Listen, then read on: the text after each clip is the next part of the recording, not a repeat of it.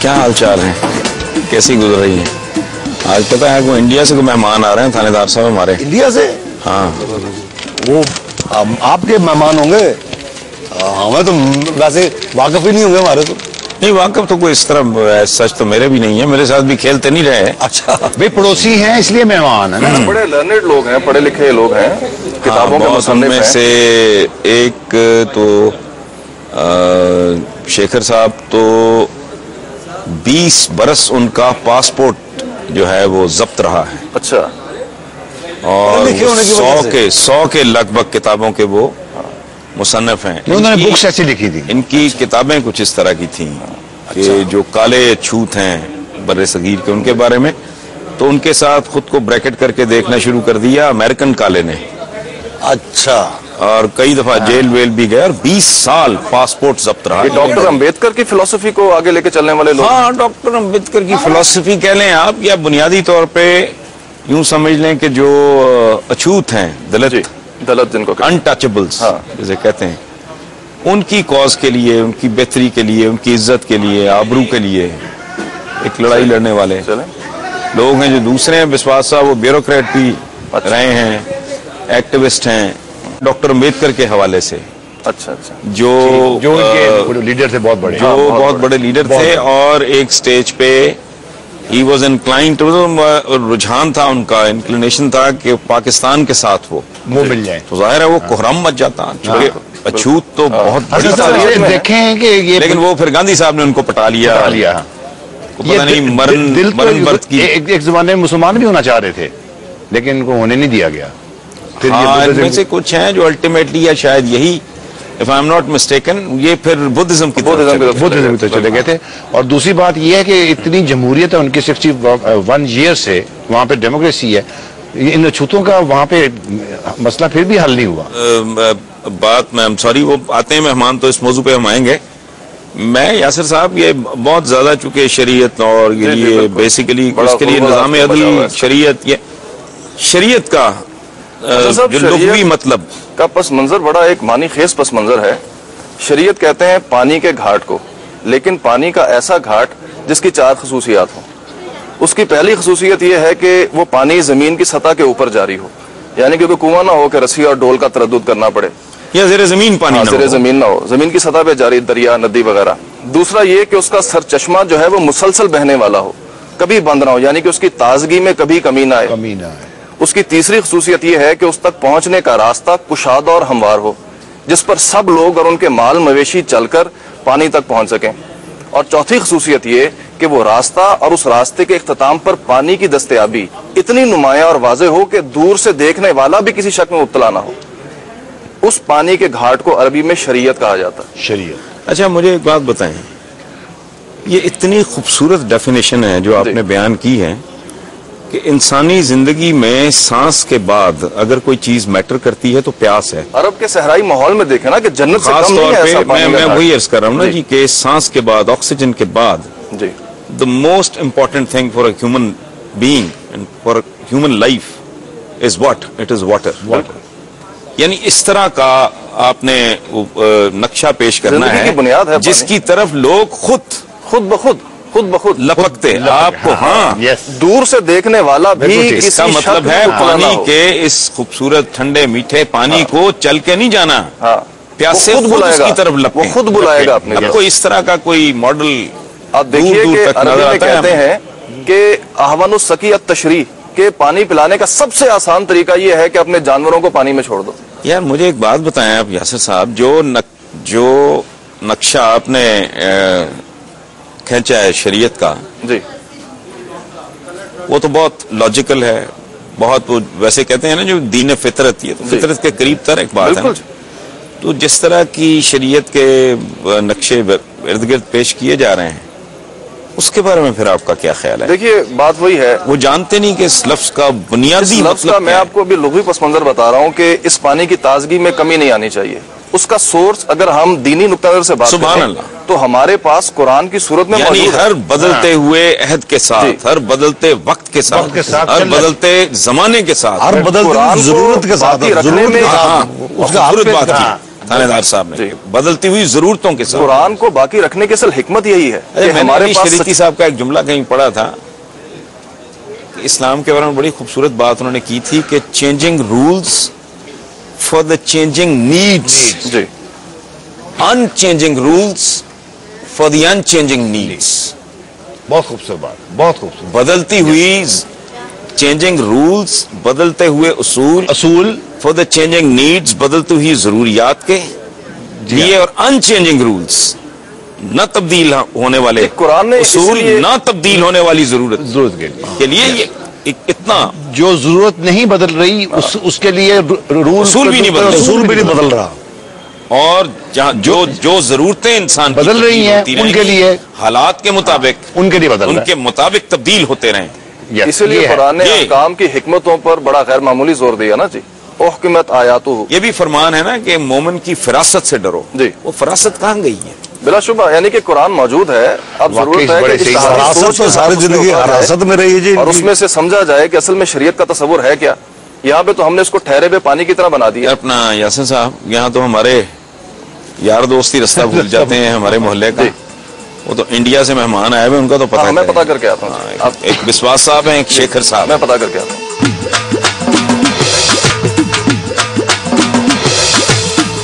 हैं। यार अपना थानेदार साहब, गर्मा गर्मी तो इंडिया में मेरा ख्याल टॉप पे जा रही इस वक्त इलेक्शन की। गर्मा गर्मी वो नहीं, आबादी भी तो उनकी खत्म होने में नहीं ना आती। मतलब वो 1 अरब के लगभग आबादी पर नहीं, वो मेरा ख्याल है उनको 70-75 करोड़ वोटर है उनका। नहीं, कितना ऐसा- वोटर है? ऐसा- हर महीने इलेक्शन कराया करें, खुद ही कम हो जाएंगे। पुरतशद्दद इलेक्शन ना हो जाए। आइए, अच्छा मोस्ट आइए, वेलकम। क्या अच्छा। ठीक ठाक है। ये आपके मेहमान। आप खुद ही आप तो शेखर साहब बीटी राजशेखर है और विश्वास साहब, इसके विश्वास साहब और ये लीडिंग इंटेलेक्चुअल्स हैं इंडिया के, हमारे मेहमान हैं, वहां से आए हुए हैं।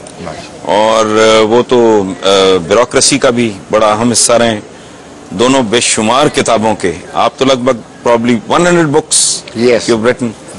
और इनका तारुफ, मैं हैरान रह गया कि इनका पासपोर्ट जब्त हुआ है थानेदार साहब 20 साल के लिए। जुर्म क्या था? किताब लिखना। 20 साल पासपोर्ट नहीं और दिया। 4 बार जेल, 4 दफा या ज्यादा, 4 टाइम्स। हसन साहब वो उन्होंने मतलब ज्यादती की ना, 100 किताबें लिख दी। मतलब 2 किताबें लिखना बड़ी होती हैं। नहीं, आपने भी तो 100 ज्यादती ये किताबें नहीं की, ज्यादती ये कि किसमें लिखी। कि ये 61 बरस हो गए, सबसे बड़ी डेमोक्रेसी होना आप क्लेम करते हैं, और वो ठीक भी है ना भाई। अब तक ये मसला रिजॉल्व नहीं हुआ। हमारी तो बुनियादी तरबियत ये होती है ना कि सब इंसान बराबर हैं, किसी को किसी पे, काले आप- को आप गोरे पे, बिल्कुल- गोरे को काले आप- पे, आप अरबी बिल- को अजमी पे कोई तरजीह नहीं है। आप बिल्कुल सही हमारी तो कह बेसिक रहे हैं। फिलॉसफी है। आप बिल्कुल सही कह रहे हैं। ये आप कह रहे हैं क्योंकि आप इस्लाम फॉलो करते हैं। इस्लाम में जो खुदा ने जो बनाया है वो इंसान बनाया है। एक बाप का बेटा सब है। ब्राह्मण नहीं बनाया, दलित नहीं बनाया, इंसान और बनाया। इंसान बनाया, और, बिल्कुल। और जो हिंदू का जो पैदाइशी है, हिंदू का भगवान एक भी इंसान पैदा नहीं किए हैं। हिंदू का इंसान मुंह से ब्राह्मण बनाया, जो जी हाँ। उनका शास्त्र कहते हैं। और ये जो हाथ है आर्म से, इससे खत्री बनाया है। खतरी बनाया इसे। और ये जो उरू है, थाई है, थाई। इसमें से बनिया बनाया। बनी और जो फीट है, पैर है, इसमें से शूद्र शूद्र बनाया। और अनटचेबल उसके नीचे जो दबे हुए है। काइंडली आप बताइए कि ये कौन से ऐसे जराइम थे, कौन सा? आपके क्राइम्स हाँ। क्या थे जो आपका पासपोर्ट यस। इतने बरस फॉर 20 लॉन्ग years नहीं। It was impounded yes. and then you were jailed for 4 times. नहीं, जेल एक ही तरफ चंडीगढ़ में हाथ पर लड़के चंडीगढ़ जेल में रखा है। कितनी देर रखा? 15 days only. Okay, very very short period. अच्छा, लेकिन वो पासपोर्ट आपका पासपोर्ट उसके बाद हो गया। मैं लिबिया से एक इन्विटेशन आ गया, world conference of blacks called by Gaddafi. I led the delegation of 7 Dalits and Muslims, and I was the only speaker, and I was given only 5 minutes time. because it's a world conference attended by 3,000 delegates. So I spoke only for 5 minutes, and in my 5 minutes, as the representative of untouchables, I had to criticize Hinduism. ठीक है, आपने Yes, I criticized. For that, Hinduism पे तनकीद। yes, I criticized, and for which my passport is impounded. The Constitution doesn't say that criticism of Hinduism is anti-constitution. अच्छा, आइन में नहीं है ऐसी कोई बात? No. But still they did it, and then the Supreme Court refused to entertain my application. लेकिन आपकी तो जुडिशरी के बारे में what we understand कि बड़ी इंडिपेंडेंट जुडिशरी है। Indian judiciary is totally Brahminical. Totally, there is no rule of law in the country. It is a rule of the ruler, rule of the ruling elite, elite is the upper caste. ब्राह्मण, उन्होंने कहा Ruling elite. Yes. Yes, rule of Brahman. There is what is called the constitution. Constitution के ऊपर और एक constitution है, वो ब्राह्मण का constitution. वो अनरिटन, रिटर्न है, वो भी रिटर्न है, वो भी written है। वो भी रिटर्न है, मनु शास्त्र, मनु धर्मा शास्त्र, that constitution, मनु धर्मा शास्त्र, that is the constitution which India is following. जो दिखावे का कॉन्स्टिट्यूशन है, इसका मतलब है वो कोई और है।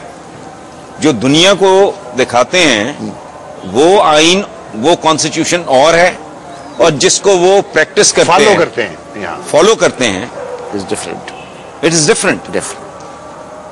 And still you claim to be the biggest And democracy. This is- India is called the world's largest working democracy. See, they have two faces. The Indian ruling class has two faces. Indian ruling class. Ruling class.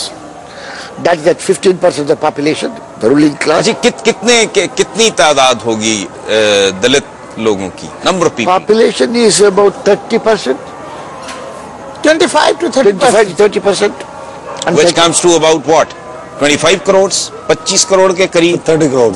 30 crore के करीब, 25-30 crore. Approximately 25 to 30 crore.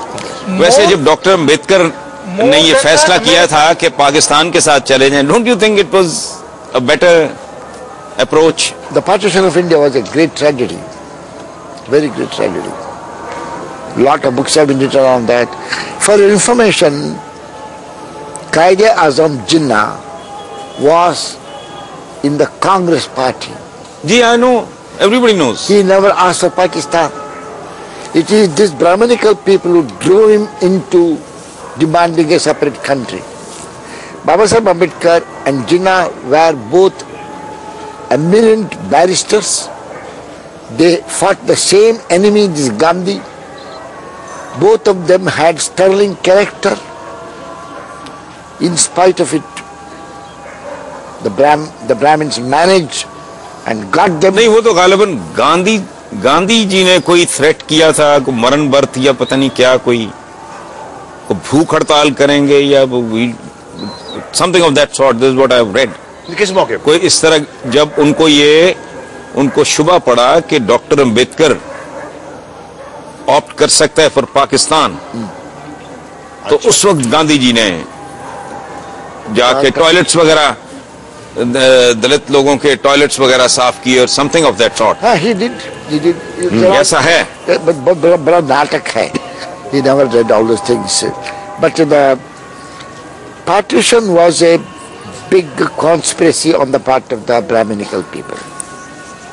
They wanted to get rid of the Muslims, and they wanted अस्सलाम to... वालेकुम। ये शाली, अस्सलाम वालेकुम। साहब क्या कैसे हैं? अल्हम्दुलिल्लाह शाली। अच्छा जी, मैं चलूं तो आप बैठे। Thank you very much. राजा शेखर साहब क्या हाल है? ये शेखर साहब हैं, बिस्वास साहब, आपकी मुलाकात? मेरी तो मुलाकात है इनसे। अच्छा अच्छा अच्छा We met 2 years back.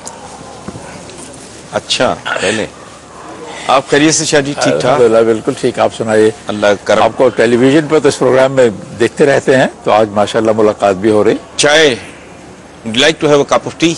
No, thank you. I told you like. आप भी नहीं? विश्वास साहब, आप तो पी लीजिएगा, चाय पी लीजिए। नहीं, अच्छा आ जाए, शादी आ आप? जाए, आ जाए। थानेदार साहब, चाय का जरा। चांद चाय भेजो। ड्रिंक मंगा लें।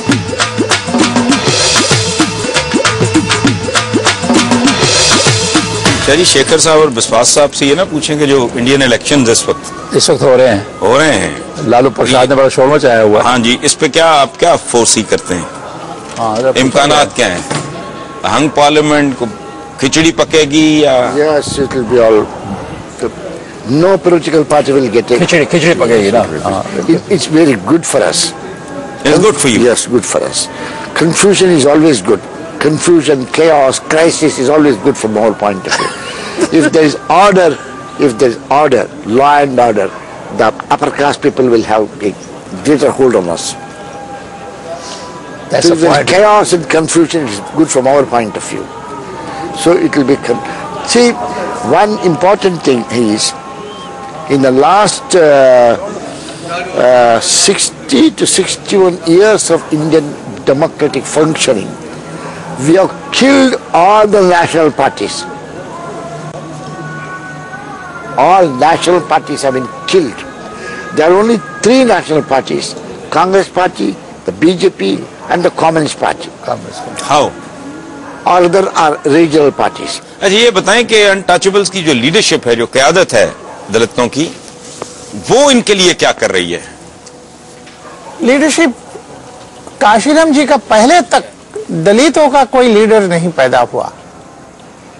जैसे रामविलास जी, बाबू जगजीवन राम जी, इधर बहुत थे। तो ये सारे दलित जरूर है, पर दलितों का लीडर नहीं है।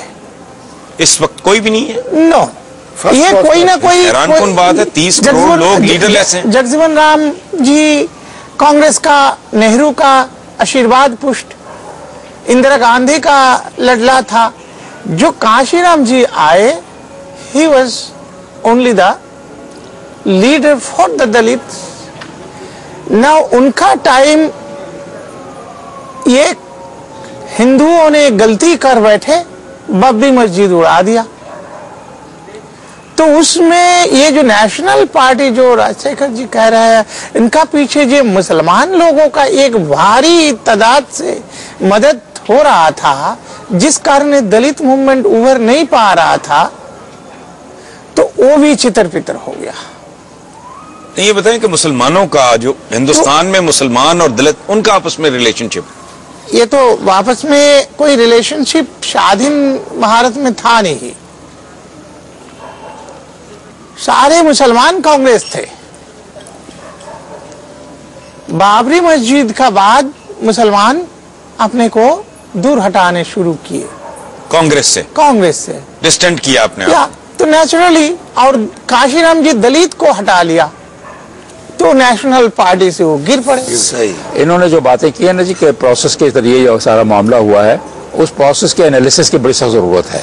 वो प्लीज शरिया। और वो एनालिसिस यूं है कि भारत में जमहूरियत चूंकि चलती रही है, उस जमहूरियत के चलने की वजह से बावजूद इसके कि ब्राह्मणिज्म बड़ा स्ट्रांग है वहाँ पे, और ये तितर बितर हैं जिसा कह रहे हैं, लेकिन चूंकि वोट डालने का मौका मिल रहा है, और वोट डालने की वजह से ये अपने कुछ ना कुछ वोट को यहाँ वहाँ तब्दील करते रहते हैं। और जिसे इन्होंने बताया, जब वोट उन्होंने वापस लिए तो बहुत बड़ी जो नेशनल पार्टीज थी वो कमजोर हो गई। नेशनल पार्टी का कमजोर होना इनके लिए बेहतर है। One very important point है, India is not a nation. That's the most important. India is not a nation. It's a country of hundreds of nations. Hundreds of nations. So इसलिए national party बढ़ गया। Overall future क्या है India का? Chaos. जैसे काशीराम जी कहते थे, हमें मजबूत सरकार नहीं चाहिए, हमें मजबूर सरकार चाहिए। अच्छी बात है। मजबूत नहीं मजबूर सरकार। जो लोगों की बात, हम जैसे लोगों की ये बदकिस्मती है कि हमें वाकई मजबूत नहीं, वो तो फिर आपकी जुबानों तो भगवान बन जाते हैं। मैंने तजिया की बात की, बड़ा जरूरी है कि वो बड़ी ताकतवर बन जाती है। तो अगर हमारे यहाँ भी ये प्रोसेस चल पड़े और जमातों जो है उतनी अहम ना रह जाए कि स्वीपिंग मजबूर हो। लेकिन ये जो कह रहे हैं कि जी जॉब्स में और एजुकेशन में बहुत आगे लाया जा रहा है दलितों को, ये सारा प्रोपेगेंडा है कि इसमें कुछ सच भी है?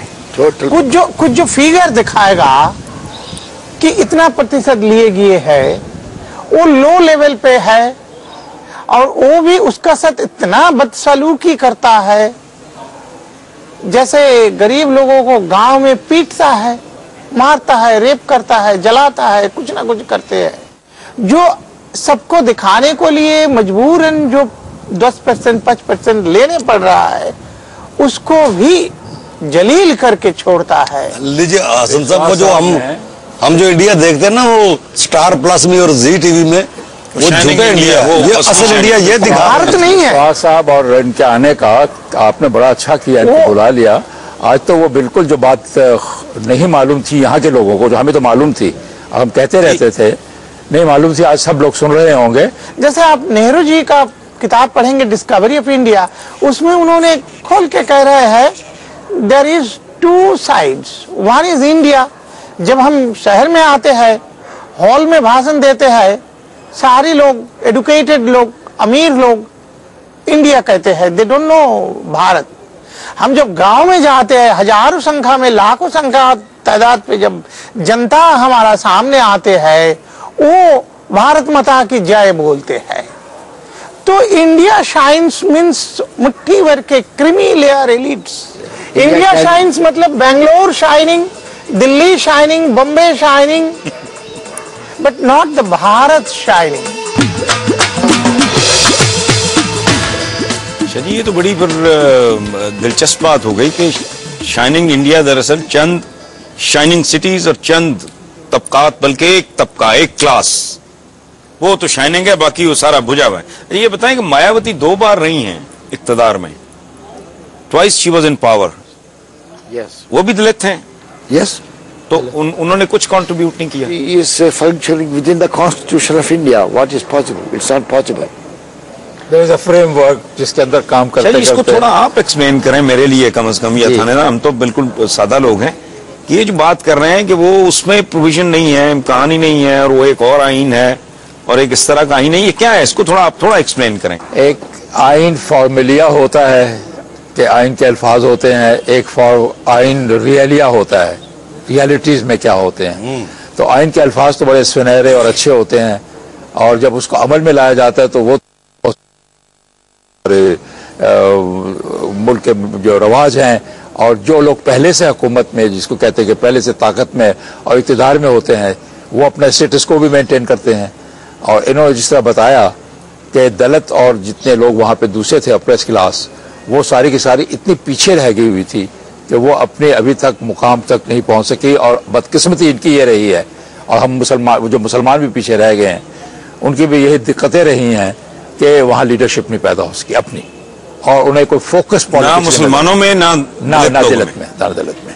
और अगर कहीं दलित, तो फिर इनका भी कसूर है, फिर वहाँ के मुसलमानों का भी कसूर है। Don't you think? करोड़ों में आप लोगों की पॉपुलेशन है, और आप लोग कोई टावरिंग लीडर ही नहीं अगर पैदा कर सके, तो डोंट यू थिंक कि आपका भी कसूर है? It's your fault also. मुसलमान के अंदर भी कोई जी, मैं दोनों को, आई एम ब्लेमिंग बोथ। मैं सिर्फ दलित की बात नहीं कर रहा, मुसलमान का भी कसूर है।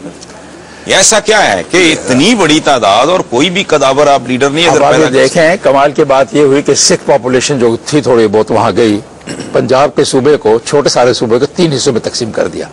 ठीक, अभी ठीक कहते हैं, ब्राह्मणिज्म का एक अपना तरीकाकार है, एक अपना मोडस ऑपरेंडी है, और उन्होंने 3 हिस्सों में करके उन्होंने पूरी से कम्युनिटी की स्ट्रेंथ जो थी वो भी कमजोर कर दी। तो एक बहुत तरीके से उन्होंने अपने इस सेकुलर ढांचे को दुनिया को दिखाने के लिए भी रखा हुआ है। और मैं जब गया था हिंदुस्तान, मैंने वाजपेयी साहब से पूछा था, मैं कहा वो शाइनिंग इंडिया का इंतखाबात हुए थे, आप तो हार गए, उसकी क्या वजह हुई? कहने लगे जी शाइनिंग इंडिया का हमारा स्लोगन तो ठीक था, लेकिन फिर जमहूरियत में हमें पता लगा कि जो बाहर की अवाम है उन्होंने हमारी बात को नहीं मानी, और यही जमहूरियत की शान होती है।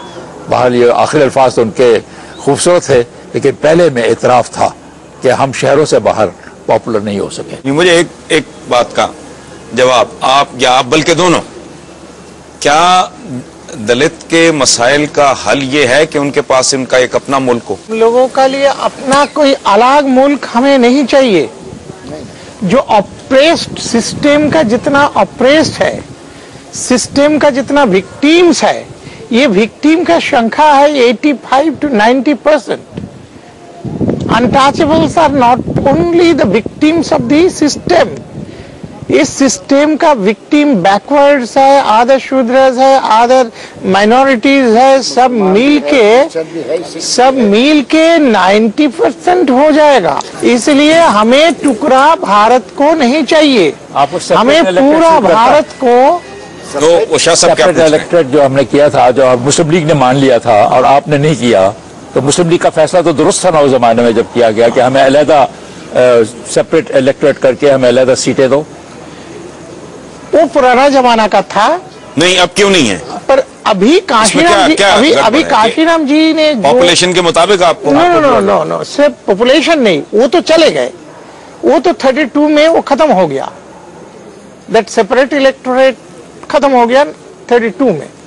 वो जो पूना पैक्ट है ना, पूना पैक्ट है, उसकी वजह से ज्वाइंट इलेक्टोरेट में वो कोई आसमानी सहीफा तो नहीं है कोई, मतलब क्या है अगर खत्म हो गया, अगर भी हो, अगर आपके मसाइल नहीं हल हो रहा है तो ये मेरा ख्याल बेहतर तरीका नहीं है। हमें तो दिखाई देता है मुस्लिम लीग 1932 में पूना पैक्ट में वो सेपरेट इलेक्टोरेट का सवाल खत्म हो गया। इस वक्त जब काशीराम जी ने फिलॉसफी बनाया रूलिंग क्लास बनाने को लिए कि जब बहुजन समाज 90% जब बहुजन हो और ये ब्राह्मणिकल जो सिस्टम है उसका विक्टिम हो, तो क्यों ना 90% इकट्ठा होके victims must destroy the system that victimises. क्या इनकलाब का इंतजार कर रहे हैं, रेवोल्यूशन का? और ऐसा है मुमकिन हिंदुस्तान में? इसमें ये डेमोक्रेटिक मूवमेंट को आप रेवोल्यूशनरी मूवमेंट कहें तो सही है। नहीं, लेकिन ये डेमोक्रेसी कहते हैं कि मेजॉरिटी विल रूल। मेजॉरिटी ये बॉटम लाइन क्या है? काशीराम ये जो सेंचुरीज से जो चल रही है, काशीराम जी का इसीलिए नारा ये था, वोट हमारा राज हमारा। नहीं, लेकिन नारे में से निकला क्या है, मैं तो उसकी बात कर रहा हूँ। बॉटम लाइन नारा में से निकाल रहा था कि मायावती चीफ मिनिस्टर बार बार हो रही थी। उसमें से फिर क्या निकला? उसमें से भी आपसे पूछा। अब ब्राह्मणिकल फोर्सेस फिर उसमें घुस गया। ये तो फिर आपकी लीडरशिप का हमें इनके साथ हमदर्दी बड़ी है लीडरशिप, लेकिन अभी इनको बहुत लंबा सफर है, बहुत लंबा सफर है। अभी तय नहीं कर सके कि किस तरीके से इन्होंने अपनी मुझे तो इनका सफर नजर आ रहा है, क्योंकि इनकी जो आइडियोलॉजी है ना दूर है, उसमें जो अपने आप को खुद फिट ही नीचे करता है। ये बताएं कि आप लोगों में कोई एजुकेशन का कोई इंग्लिश की एजुकेशन है only 3% in the whole, 3%, 1 2 3%, only 3% of the people in India know English, reading, writing and speaking. Lot population in the whole country. नहीं, मैं दलित की बात कर रहा हूँ, उसमें एजुकेशन का क्या हाल है? Practically not even 0.5%. फिर तो मुझे आपका सफर खत्म होता नजर नहीं आता। अगर लिटरेसी रेट का ये हाल है, मेरा ख्याल है पर्सनली, अगर एक हमदर्द के तौर पे, दोस्त के तौर पे, अगर मैं कोई आपको मशवरा दूं बिन मांगे, वो ये है कि मेरा ख्याल है आप कुछ भी ना करें, आप फोकस करें कि दलित जो हैं तालीम की तरफ उनको ज्यादा से ज्यादा, और गुंजाइश है इनके वजह से, क्योंकि वहाँ कुछ ना कुछ कवानीन ऐसे बने हैं। ये जो आपने राय दी है ना, सिर्फ दलित के लिए नहीं, ये हिंदुस्तान के मुसलमानों के लिए भी बहुत जरूरी है। जी बिल्कुल ठीक है, क्योंकि दोनों के हालात ऐसे हैं, बल्कि उनके ज्यादा मुश्किल हालात हैं। इनको तो फिर हिंदू सिस्टम में मान लिया गया है, उनको नहीं माना गया, उनको तो बिल्कुल अलहदा समझा गया, ज्यादा ऑप्रेस्ड क्लास है और उनके पास और कोई इलाज नहीं। जो शाह साहब कह रहे हैं कि मुसलमान ज्यादा ऑप्रेस्ड हैं, ज्यादा, तो फिर इसका मतलब है उनको ज्यादा फोकस करना चाहिए एजुकेशन में। मैं ये समझता हूं कि बाकी जितनी हमने बात की है वो पूना में खत्म हो गया, फलाना खत्म हो गया, लीडरशिप पैदा नहीं हो रही, इसका सिर्फ एक ही जवाब है कि दलित एजुकेशन, साइंस, टेक्नोलॉजी इनका बाप भी मानेगा, और मुझे कोई शॉर्टकट नजर नहीं। क्या आप में मुसलमानों के दरमियान कोई ऐसा इत्तेहाद, कोई ऐसा ताल्लुक कायम नहीं हो सकता जिससे कि आप मिलजुल कर एक सॉफ्ट इनकलाब ले आए, डिसाइसिव पावर बन जाए? वो बहुत डेंजरस पावर बनेगा। एक दफे टूट चुका है कंट्री, दूसरा दफे राइट होगा, टूटेगा, जब ही ऐसी कुछ होगा। ये जो गुजरात में राइट जो हुआ है, इसका पीछे ये एक कारण है कि काशीराम जी का जो मंत्र चल रहा था, ये जितना इफेक्टिव होते जाएगा। प्लीज कम अगेन कि गुजरात में जो राइट्स हुए हैं मुसलमानों के खिलाफ, उसके पीछे क्या कारण? आप सब जगह सब राइट का पीछे कारण है ये है कि जब ही दलित और मुस्लिम इकट्ठे होते हैं, इकट्ठे होके उनका पावर स्नैच करने का एक चल रहा है, तो भड़का दो। अच्छा, यानी ये अगर शुबा भी उनको पड़ जाए या कि ये इकट्ठे हो रहे हैं दलित और मुसलमान, या तो देन दे मेक श्योर कि अब इनको they will set fire to it and see that the two of them fight and kill each other. ये दलित कौम जो है ना, उन्होंने ज़हनी तौर पे सदियों से ये कबूल कर लिया कि हमने इनके मुकाबले में आना ही नहीं, उठना ही नहीं। वही इसका तफसीलाती मामला कह रहे हैं ना, मैंने पहले भी कहा। तो पढ़ने का लिखने का बाद भी वो ब्राह्मण देखने से ही वो झुक जाते। ये आपके होस्ट आ गए हैं आपको लेने के लिए। Nice meeting you, nice talking to you. Okay.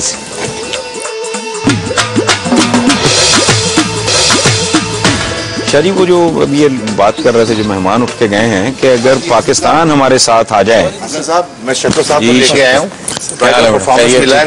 हाँ, मुबारक हो आपको। इस छोटी सी उम्र में इतना बड़ा प्राइड ऑफ परफॉर्मेंस है, बहुत मुबारक हो आपको। बहुत शुक्रिया जी। बस आपकी साहब क्या हाल है? मैं जी बिल्कुल ठीक हूँ, आप खैरियत से? हमारे बड़े हैं। मैं सिर्फ एक सवाल में शाही से मैं एक बात समझना चाह रहा था।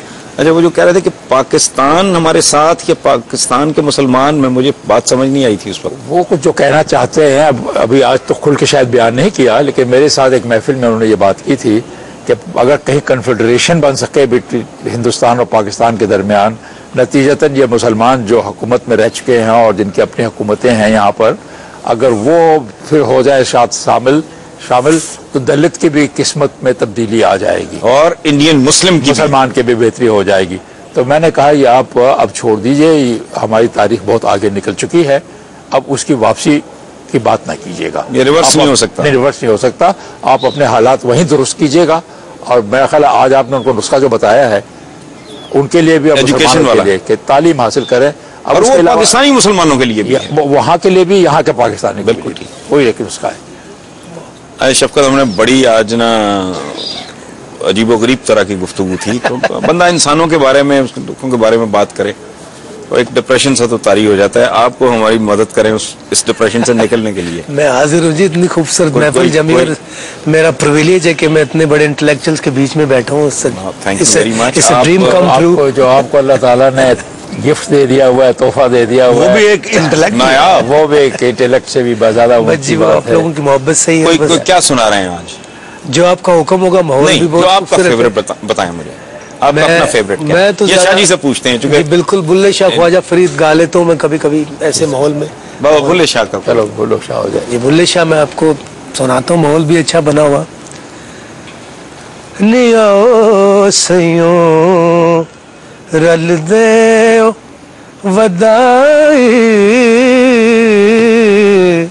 नियो सयो रल दे वदाई, मैं वर पाया रांझा माही, नियो सयो अज तारोज मुबारक चढ़िया, अज रोज मुबारक चढ़िया, रांझा साडे वेड़े वड़िया, हथ खूंडी मुड़ कंबल धरिया, चाका वाली शक्ल बनाई, दियो सयूं रल दे वदाई। मुझे एक बात बताएं, आपने कुछ इंडियन मूवीज का कोई म्यूजिक भी दिया है? जी बिल्कुल, मैंने 10 कहानियां फिल्म थी संजय गुप्ता साहब की, उससे पहले उसका बना क्या था? फिल्म बड़ी अच्छी गई। उसको म्यूजिक उसका कैसा गया? उसका म्यूजिक भी अच्छा गया। असल में शॉर्ट स्टोरीज थी वो, बेसिकली हिंदुस्तान में काफी जिस तरह के हालात इंडिया के साथ चल रहे हैं जी, आइंदा क्या आपका प्लान है? कोई आप सोचते हैं कि आइंदा भी कोई काम कर सकेंगे या? जी बिल्कुल होगा। मुझे लगता है कि पिछले 20 साल से मैं हिंदुस्तान में जा रहा हूँ, 89 से। आपकी उम्र कितनी है? आई स्टार्टेड, मैंने 7 साल की उम्र से शुरू किया हुजूर गाना। नहीं, मुझे आप लड़की तो नहीं है। मैं आपकी इनकम नहीं पूछ रहा, सिर्फ उम्र पूछ रहा हूँ, कितनी है?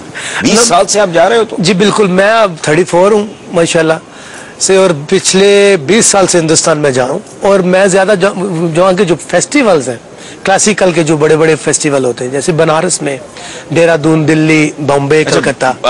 बांग्लादेश में भी आपको कोई बहुत बड़ा? जी बांग्लादेश में मैंने कुछ, जब मेरी 17 साल की उम्र थी तब मुझे वहाँ उस्ताद का टाइटल मिला राग गाते हुए। नेशनल म्यूजियम वहाँ परफॉर्मेंस हुआ था, ये भी 89 की बात है। आपको को खिताब दिया था उन्होंने? जी, उस्ताद का टाइटल एक किस्म का खिताब ही होता है। अच्छा, ये मुझे बताएं कि आपके वालिद के साथ आपकी कोई खास याद वाबस्ता हो? जी बिल्कुल, उनके जो मेरा कैरियर का सारा हिस्सा उन्हीं के साथ गुजरा। तालीम पाकिस्तान में पढ़ा भी, फिर बाद में उनके साथ ही मैं यूरोप अमेरिका की तरफ निकल गया। 21 साल में सैन फ्रांसिस्को में भी रहा हूँ, बचपन से वहाँ ज्यादा रहा हूँ मैं कैलिफोर्निया में। और बर्कली यूनिवर्सिटी ऑफ कैलिफोर्निया में मैंने विजिटिंग प्रोफेसर के तौर पे म्यूजिक भी पढ़ाया। वहाँ एक डिपार्टमेंट है, centre for new music art and technologies. वहाँ टेक्नो म्यूजिक पे जो रिसर्च थी वहाँ मैं काम करता रहा हूँ। और जो म्यूजिक प्रोफेसर होते थे यूएस में, उनको मैं ट्रेन करता था क्लासिकल म्यूजिक में। ये बताएं कि पाकिस्तानी मूवीज के लिए भी आपने म्यूजिक पाकिस्तान प्लेस के लिए मैंने किया, फिल्म के लिए अभी क्योंकि उस प्रकार की कोई फिल्म थी नहीं कि मुझे यहाँ का कोई चीज जो आपकी अपनी कॉम्पोजिशन हो, या इनके वालिद साहब की कोई? ये ज्यादा वालिद साहब की कोई वो सुना जरा। वालिद साहब की आप ठुमरी सुनना चाहेंगे या काफी? जी बिल्कुल, उनकी मैं आपको एक पहाड़ी की ठुमरी सुनाता हूँ। पहाड़ी की ठुमरी सुनाइए।